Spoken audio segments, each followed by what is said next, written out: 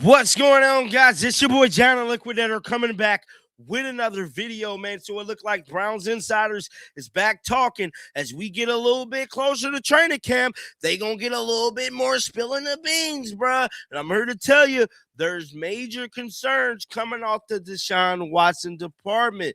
Now, before we get into that, for everybody that was boo-hooing about the Browns pockets, I'm here to tell you, that whole $88 million, let's just say they got some money back. We know that they got an insurance policy on players. And let me just read y'all something. Now, they did lose a nice chunk of change, but they got some of it back. Before we get into this article, man, it stated conflicting reports. Pro Football Focus reported that the Browns are receiving $88.9 million in cap credits from the injuries insurance on Deshaun Watson. Now, the report has since been disputed. Now, over the cap now says the cap credit total is closer to $9.8 million, they believe. So, OTC says the figures in the report are not the insurance payouts, they are the remaining prorated bonus amounts after insurance credits have already been applied. The remaining cap credit in the explanation is 9.8 million. So they got about 8 million, close to $10 million back in insurance credit from Deshaun Watson being injured. That's what they said. That is what is being reported. So they did not lose all of their money like people was making it out to be. But let's get down to the nitty-gritty, and that is what the hell is happening in the streets of Cleveland, man. Browns reporter shares new Deshaun Watson concerned amid Shedeur Sanders competition, man. Multiple reports shared throughout summer that they have indicated that veteran Deshaun Watson remains their favorite to win Cleveland Browns Week 1 starting quarterback job over second-year pro quarterback Shedeur Sanders, long before Watson found himself trying to reassert his career. His 2023 campaign ended primarily because of a shoulder injury. During the latest edition of the Orange Dealer, suggested that Watson's shoulder wasn't in its best by springtime. Workouts wrapped up in June. Oh, shit. So it was a shoulder injury. So, beat reporter Mary Kay Cavanaugh. It's always Mary Kay. And why? It's always Mary Kay, bruh. Mary Kay, always the one. Mary Kay stated, I think he needs to get some proper rest over the break because I thought his arm seemed to tail off a little bit. Mary Kay stated about Watson, maybe he got the slightest bit of fatigue of his surgical repaired shoulder. Wow.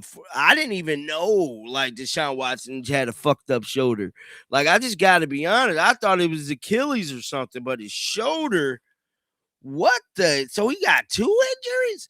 Now, for a variety of reasons, Watson has made just 19 regular season starts since September 2021. He also, he hasn't taken it in on a game snap since he's torn his Achilles. That's the one I thought in 24, as he later needed surgery after he re-injured that Achilles. Watson returned to the Cleveland area to work out at the Browns facility, and additionally, he and Shedeur Sanders are expected to throw passes to teammates during workouts held in South Florida later in July. Now, Browns made a significant Shedeur Sanders, Deshaun Watson statement. Meanwhile, much has been said and written about how Shedeur Sanders closed the gap in the quarterback competition and impressed members of the Browns coaching staff. The final weeks of all-season program, during the podcast, Mary Kay Cabot hinted that first-year Browns coach Todd Monken delivered quite a statement about the quarterback battle during the mandatory mini camp. And I want to listen to some of what she had to say. Question is, can you get anywhere close to back the player he used to be? I thought his off-season practices that we got to watch were inconsistent. There'd be good throws and then bad throws. And then the big question for me is, if he's the starter, how long can he stay healthy? He has not been able to do that since he's been with the Browns. And that, I have two serious questions. One is, can he stay healthy if he plays? And number two, can he be consistent enough? Because since he's been with the Browns, and I think that's what we have to base it on, he just hasn't been consistent enough when he's had the opportunity to play. Should he get credit for being back in? Somebody Shador does, right? Yeah, Shador got a lot look at this. Shador's meeting Todd Monken the first day. What's Watson? I don't know what he's doing. I don't know what, you see video or you hear somebody talking, the Shador and Monken are talking. Okay, cool, that's cool. But you don't know. Watson may have been talking to him same day too, and there's no social media presence on that. I don't know. I just think it's kind of silly. Sometimes we're giving Shador credit for being in the building and that we can see him, but what is Watson doing? Well, I think at some point Monken said that Sanders had been in the building a bunch. This is before April, right before they returned for the voluntary offseason program, and that he had met Deshaun once, and then that's the only contact they had in person. So I think Shador was in the building a lot more before April. April 7th got here. They were both in the building a ton. And then, Watson was back in the building last week. I don't even know if the coach is in the building. I mean, this is a downtime for the coaches. So, it's good that he's working out. It's good that he's got a Browns helmet on, and it looked like there were a couple receivers that he was throwing to that were Browns guys. It's certainly, there's no downside to it. I just think we have to be careful about getting carried away.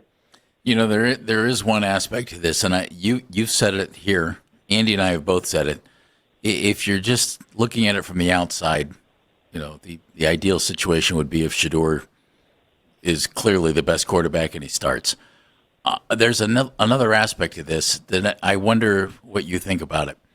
Would the Browns buck the idea that fans don't want to see Deshaun, even if everything that's happened here, through 4 years of the 5 years contract, and even if Deshaun is better, but it's kind of close, they start Shador?